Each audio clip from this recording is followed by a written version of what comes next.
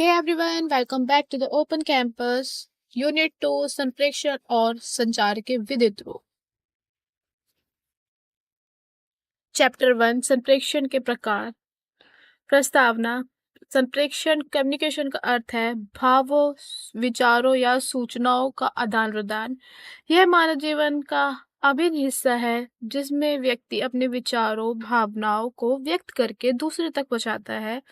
यह प्रक्रिया मानव संबंधों को स्थायी प्रदान करती है और सामाजिक संरक्षकता को बढ़ाती है। संप्रेषण एक विवेचन। संप्रेषण का शाब्दिक अर्थ होता है समान रूप से आगे भेजना, मतलब एज इट इज आगे भेजना। अंग्रेजी में इसे कम्युनिकेशन कहा जाता है, जो लैटिन शब्द कम्यूस से आया है, जिसका अर्थ है साझा करना या आदान प्रदान करना। संप्रेषण के बिना मनुष्य की सामूहिक जीवन शैली असंभव है। यह हमें व्यक्तियों और समूहों के साथ जोड़े रखता है। मुख्य तत्व। पहला, स्रोत या प्रेषक सेंडर, जो संदेश भेजता है। दूसरा, संदेश मैसेज, जो सूचना, विचार या भावना संप्रेषित की जाती है। थर्ड, प्राप्तकर्ता रिसीवर, जो संदेश प्राप्त करता है। फोर्थ, माध्यम मीडियम, जिस चैनल या साधन से संदेश भेजा जाता है। फीडबैक, प्रतिक्रिया, जो बताती है कि संदेश किस तरह से ग्रहण हुआ है। संप्रेषण के प्रकार। संप्रेषण के कई प्रकार होते हैं, जिनमें 3 मुख्य श्रेणियों में विभाजित किया जा सकता है। पहला, मौलिक वर्बल कम्युनिकेशन। यह वह प्रक्रिया है जिसमें व्यक्ति बोलकर अपने विचार और भावनाओं को व्यक्त करता है। इसमें शब्द और भाषा का उपयोग होता है। मुख्य विशेषताएं।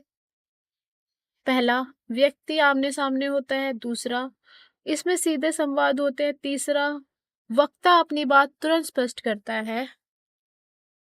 उदाहरण, बातचीत, बहस, टेलीफोन कॉल।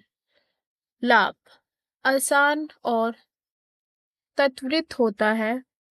संदेश का तुरंत आदान प्रदान संभव होता है। हानियां, स्थायी परिणाम नहीं रहता, कानूनी रूप से मान्यता नहीं है, प्राप्त नहीं है, जैसे कि आप इस पिक्चर में देखकर समझ रहे हैं।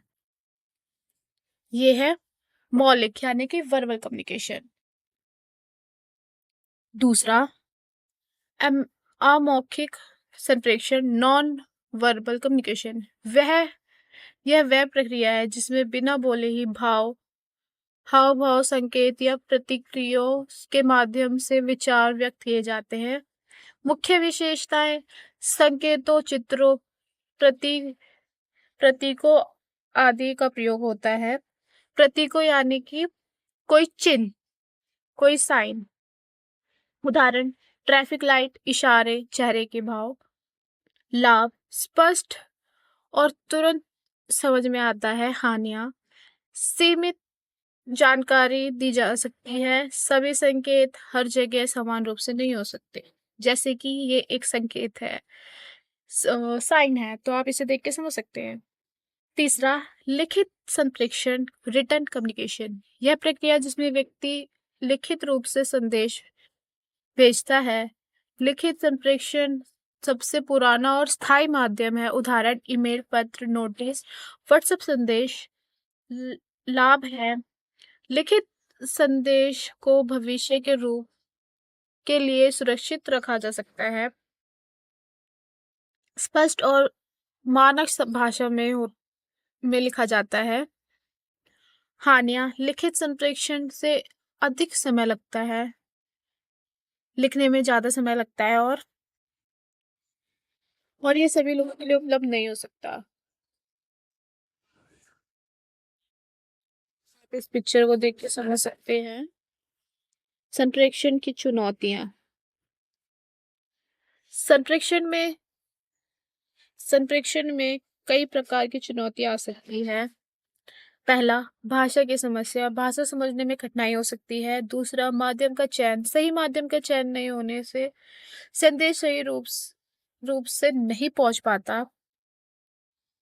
तीसरा, समझने की कमी, कई बार प्राप्तकर्ता संदेश को सही से नहीं समझ पाता। और चौथा, सांस्कृतिक विभिन्नता, अलग अलग संस्कृतियों में बीच संवाद कठिन हो सकता है। निष्कर्ष, मानव संप्रेषण यानी कि कम्युनिकेशन मानव जीवन का एक इम्पोर्टेंट प्रक्रिया है जो विचारों, भावनाओं और सूचनाओं का आदान प्रदान करता है।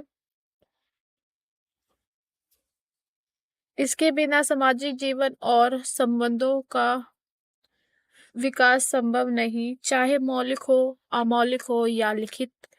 प्रत्येक प्रकार के संप्रेषण यानी कि कम्युनिकेशन का महत्व है। संप्रेषण की प्रभावशीलता इस बात पर निर्भर करती है कि संदेश को कितने सही तरीके से भेजा और समझा गया है।